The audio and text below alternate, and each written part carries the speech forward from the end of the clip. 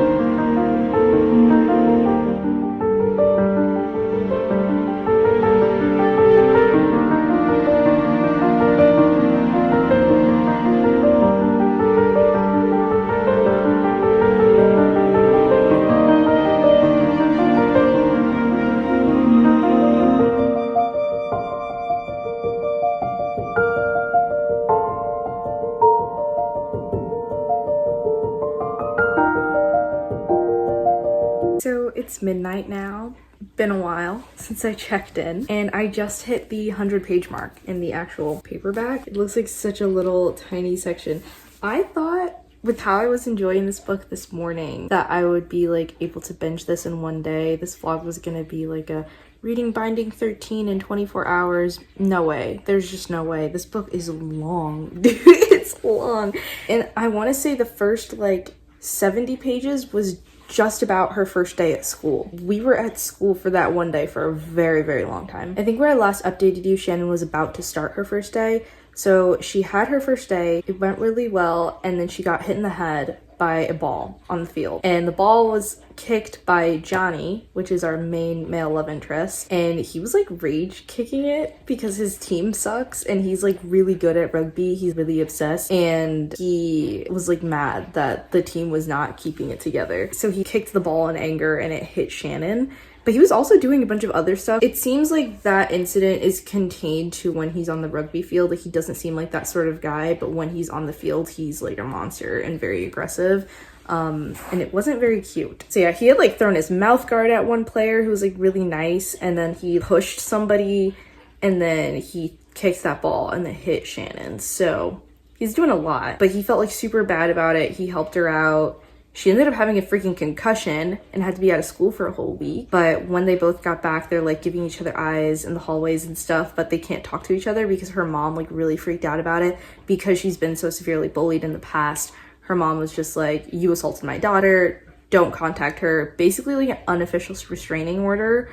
And he's not supposed to talk to her at all at school. But they're obviously really into each other. Then there was a time jump, still just kind of eyeing each other. All the characters feel super real, and I got really attached to them very, very quickly, which is something I've been struggling to find in books lately. I am reading a lot of really well-written books, but having a hard time connecting to characters, and that's so important to me. Speaking of characters I'm attached to, I love Gibbsy. Gibbsy is Johnny's best friend, and he's freaking hilarious. Also, I didn't know this book was going to be so funny. It's genuinely so funny. Like, I've laughed out loud so many times. There are just like some of the funniest, like most random situations. Another thing that happened with Gibbsy, Johnny has this groin injury and he had to have surgery all around his genitals. And so Gibbsy is just shamelessly asking a bunch of very personal questions and is just so lighthearted and genuinely curious about it. And it's such a brotherly dynamic where Johnny's like, I don't want to talk about this. This is so awkward. Stop bringing it up. And Gibbsy's like, come on, man. Like, just let me know what's going on down there. And it's just like really wholesome and funny. And I really love seeing Shannon being happy, feeling safe. She has friends. One strange thing that's in here, which I hope has an explanation, because if it's just in here for no reason, then like don't get it. But Johnny keeps calling Shannon's pregnant mom a human incubator. He has an aversion to pregnant women. I think that's my main gripe with his character. It's just weird. But otherwise, I really do like Johnny. He's been looking up color charts to try and find the color name of Shannon's eyes. I have so many notes about this. Like, this man is obsessed. Like, he's obsessed. That's one of my favorite type of love interest to read about. I'm just having so much fun with this, and I'm very excited to read more of it. It's genuinely like the worst time for me to be reading this. I have zero self-control and I have a few assignments to finish up, but I haven't touched anything. I've just been reading all day. I've also been having cramps though, so I'm just kind of like, I deserve to just lay in bed and read.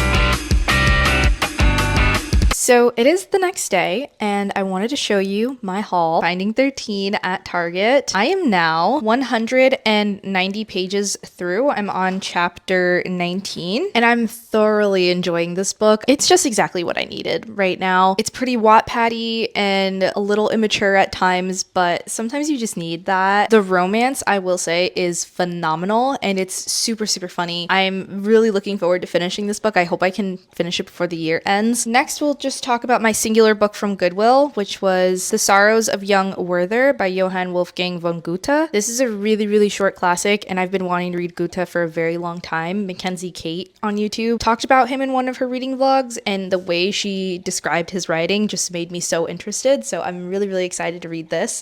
It's supposed to be very full of pining. It's about a young man dealing with unrequited love. The quote on the back says, "Be on your guard and take care not to fall in love." Next, we'll look at the books I got from the used bookstore. I'll start with Ethan Frome by Edith Wharton. I actually used to have this exact edition and then I sold it last year, but I was just looking at the Penguin Black Spines that they had, and this one's so short, and I have a resolution for next year. Next year is going to be my year of classics. I want to read a lot more classic literature in 2025 than I did in 2024. I read a little bit this year, but I just want to keep building my confidence with classic lit. I do usually have a good time. It's just getting myself to pick the books up, and I know that it'll be worth it when I do it. So I thought a short classic like this would be good to try again. I do love the beginning of this book because I did read a little bit of it when I owned it before. Here's how it starts. I had the story bit by bit from various people, and as generally happens in such cases, each time it was a different story. Yeah, and this is supposed to take place during the winter, so I thought this could be something that I might be able to get to this month since it is so tiny. So fingers crossed on that this might be able to happen. Next, I have here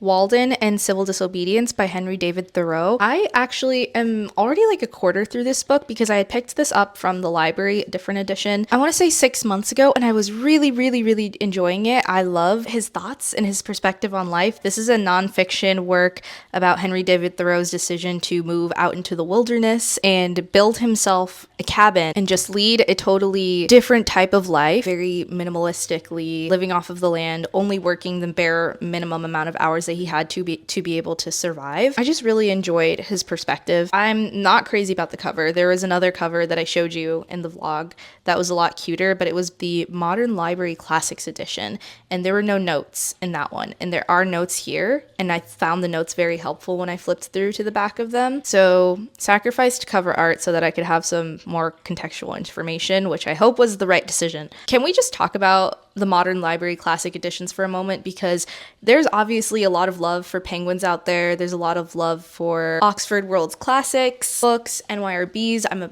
personal fan of NYRB, but I actually have a Modern Library Classic here.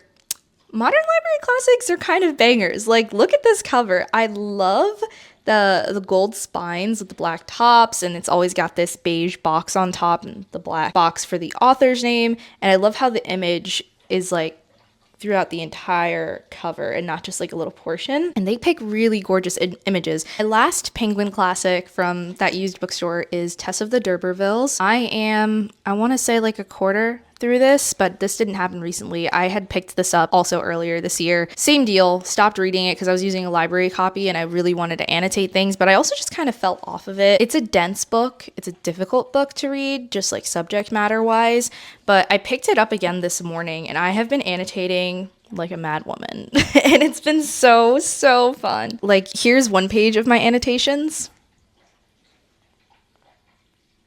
So good. I just love the way that annotations look in books, and I think it makes the reading experience so much more fun. I'm watching Stuff Boar's vlog for Vlogmas. It's reminding me of my high school marching band. Oh, I gotta charge my computer.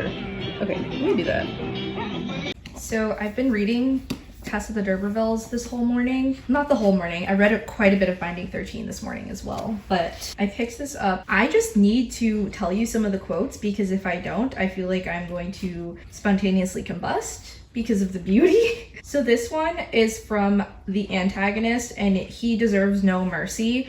I love this quote, but it's more of just like an appreciating of the beautiful writing. It's not because the character is a good person, and I don't believe him when he says this, but it's still just so gorgeous. I suppose I am a bad fellow, a damn bad fellow. I was born bad, and I have lived bad, and I shall die bad in all probability. but upon my lost soul, I won't be bad towards you again, Tess. But like I said, his character is terrible, and I don't believe him. Like, this isn't true. But it's just the way that Thomas Hardy wrote that is just like, it's so good. Like, I want to believe him, but I know it's not true. And here's another. There was not a human soul near. Sad October and her sadder self seemed the only two existences haunting that lane. I just love when books personify months.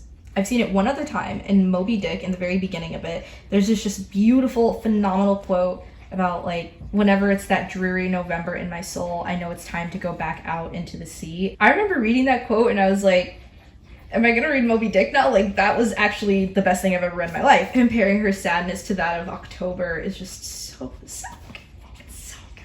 I forgot how beautifully written this book is. And I'll give you a little Finding 13 update. So we've had some more moments of Shannon and Johnny actually talking together. Those, I get so excited for those because they're rare. They're not too rare that it's like upsetting and too slow paced, but it's like sprinkled in there and it feels like such a treat every time they get to talk to each other. So she went to one of his rugby games and they talked afterwards, and it was so cute. It was so cute. They're both so awkward and so obsessed with each other. Both of them thinks that they're acting like really stupid and they're like so embarrassed of everything that they say, and it's just like so cute. At one point they're talking and Johnny's like, are you coming to this party later? And Shannon's like, no, I can't. My parents aren't gonna let me. And he's just like begging her. He's like, oh, are you sure you can't? Like, I could drive you home. I'm not gonna be drinking. Like, you could just come for like an hour and I can take you home whenever you want. Like, just like, let me know.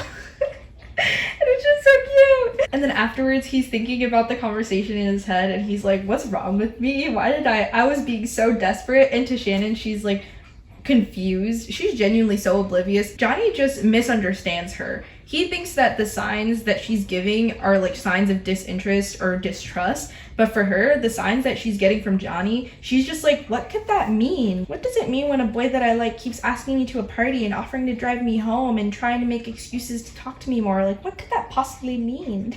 Shannon is just, she's something else, but I get it. She's been so concerned with other things, with being bullied and traumatized and like having like a crazy family situation. Like, she doesn't know how to talk to boys, so I forgive her. And then, so she doesn't end up going to the party, but she does end up missing her bus another day at school, and he drives her home, and that was a 30-page chapter of them just being in the car together and talking as he drove her home. And just for context, the chapters are usually like 3 to 6 pages, so the fact that that was a 30-page chapter just about that one scene, you know I ate it up. They finally had like a real conversation and got to know each other, because this whole time they've kind of just been admiring each other from afar and knew general things about the other, but they actually like got into some like heart-to-heart discussions, and it was really good too. They had a little fight at the end, so now they're on kind of bad terms.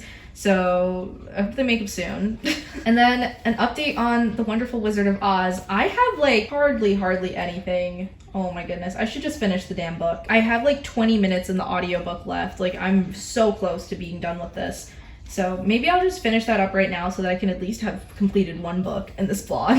It continues to be very cute and charming. I knew how The Wizard of Oz went in that like there was something fishy with the wizard, but I didn't know exactly what, and I actually really like how they handled it. There's a lot of subversions of expectations. I just blanked out and stared at the wall for like 3 minutes, so I think I'll stop recording here now.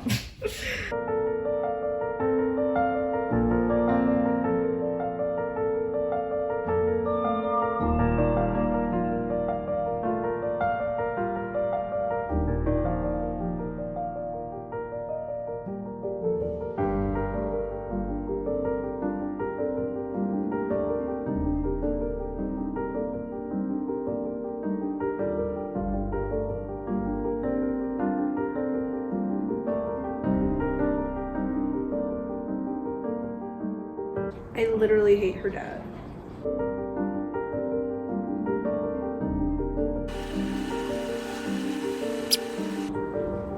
He just smacked her with the newspaper.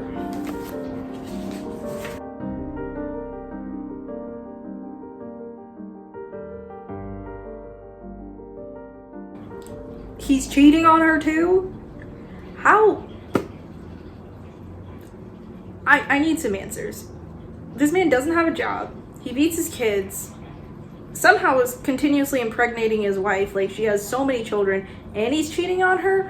What's going on? What's going on?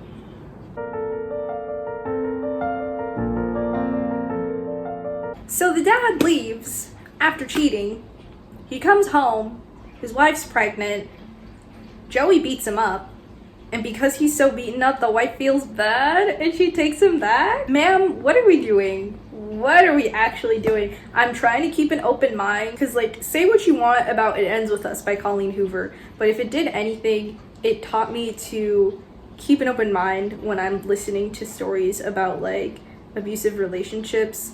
Not to say that it's ever right, but, like, just trying to understand where the mother is coming from and why this is difficult for her. So I'm trying to give her the benefit of the doubt and, like, listen and wait for her side of the story. But as of right now, I'm just like, how are you allowing this? How are you allowing this man to be in the home with these children? And it's not even a financial thing. Like, you're making all the money. He contributes nothing. All he does is stay at home, beat your kids, get you pregnant, and drink. We love Joey. So why don't you go upstairs and go to bed, Shannon? She's like, don't have to tell me twice, I'm going. And the dad's like, I'm not done talking to her. He slurred. Well, she's done talking to you, Joey deadpan, coming to stand behind me. So get out of her way, old man, now. He just ate him up. I don't want to read this chapter on camera anymore. We'll come back. I'll read a happy chapter with you guys, but I'm just gonna go through this alone right now. Hey guys, long time no see. It's been a few days. I have a bit of a reading update for you. Let's see where I am. I've been looking for this pen everywhere. Okay. I am now on page 257 of Binding 13. What has happened since I last updated you? Shannon and Johnny are, like, on a date right now. They're at the movie theater, and this is actually an extended scene. It says it there. So I guess this probably wasn't in, like, the original publication, but it's in my copy. Oh, there's so many good quotes in here. They're sitting in the movie theater in, like, a couple's seat, because that's the only one that was left. And she's like, okay, is that good for you? Yeah, Shan, he said, offering me a little smile. He reached for his bottle of water and took a swig. You're good for me. Huh? He corrected gruffly, and then roughly cleared his throat. It's good for me.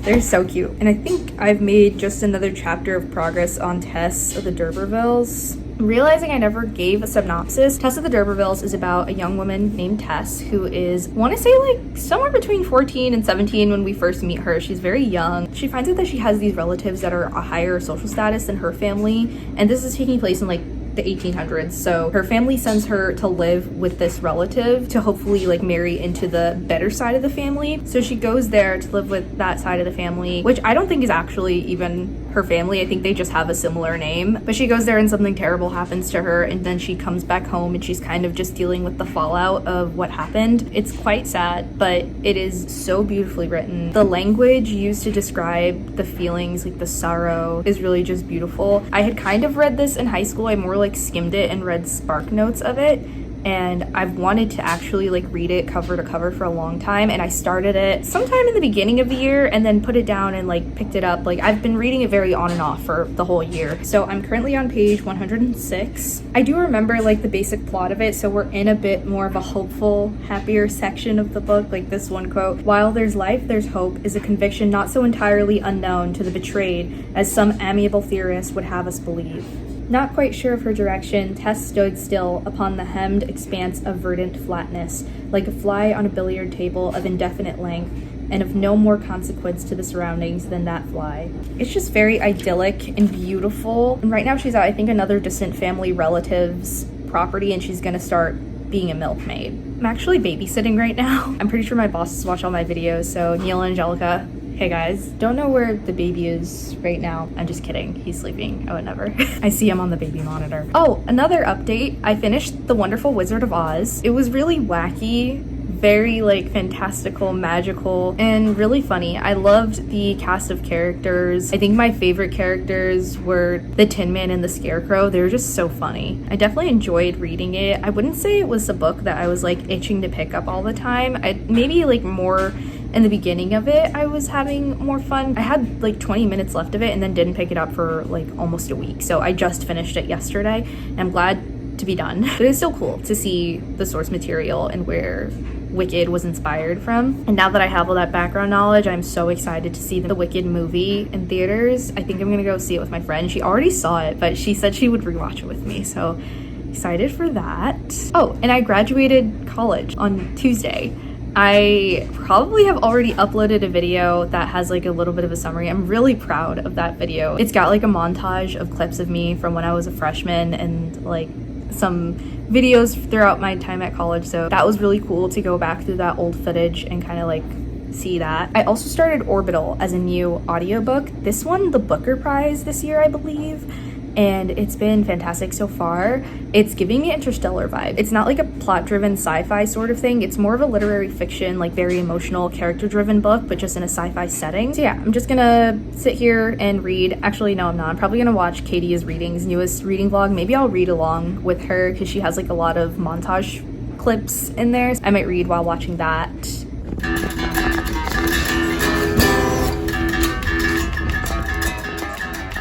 Then it turned into a big cat board.